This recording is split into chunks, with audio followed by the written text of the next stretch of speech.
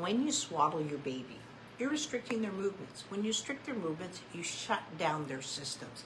We look at this as sleep, but we're shutting down their systems, right? You have a brand new nervous system. Every movement matters. Every moment of their life matters, including sleep. We take sleep for granted, especially when we're new parents and we can't sleep. But you need to sleep, I understand that. But your baby needs movement, and movement in sleep. First of all, did you do your newborn movement assessment? It's available, it's free. I'll always have it for free. You can get the book on Amazon, but the newborn movement assessment is there to help assess your baby. If your baby is having trouble sleeping, why? Why are they having trouble sleeping? And this is what we have to look at.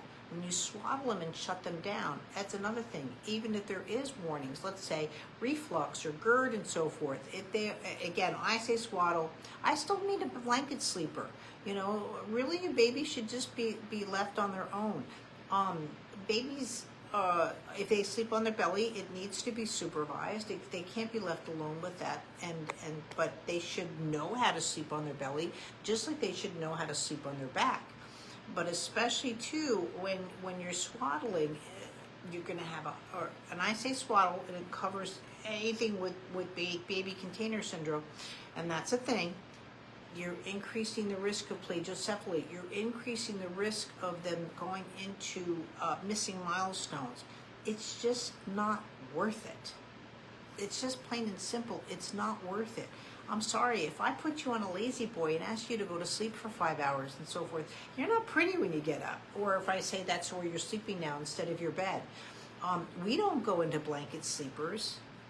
I don't understand why. I get it that your baby, they don't need to learn how to sleep. They need to learn how to move, right? And they're learning how to move in sleep and out of sleep. It's just a different way of looking at it. I know we're sleep deprived, and that's the last thing we want is don't want to sleep. I can't stress enough. Your baby goes down even for a nap, you go down and take a nap. Sleep when your baby does to start catching up on what you need. Your hormones are out of control, especially if you've had a C-section. I am so empathetic to all those things. I just don't understand how we think that restricting movement is going to benefit, especially a baby. I'm just not for it. I think that when a baby is having problems, it needs to be looked at. Is it silent reflux? Is there breathing issues? Are they startling too much? You know, is something else going on? Your baby's movements are their language until they can say, yo, mom, what's up? And that takes a while before they can do that.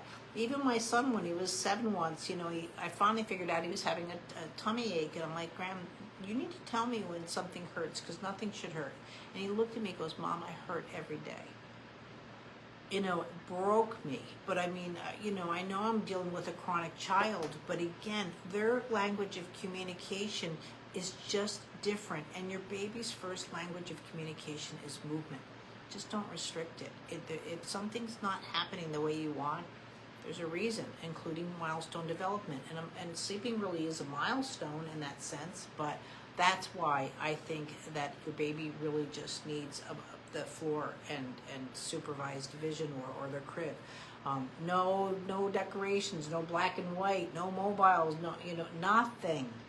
You know, no black and white around in their baby's room whatsoever. You know, that alone is just too much visual stimulation. We need to just go back to calm and serene. You know, I know everybody wants, you know, you see it on these home shows, all these great baby outfits and baby things and so forth. It's just not necessary. And when you go to a baby shower, all the presents are to restrict a baby's movements. I just don't get it, and I just won't, you know, that's just my 2 cents. Thanks.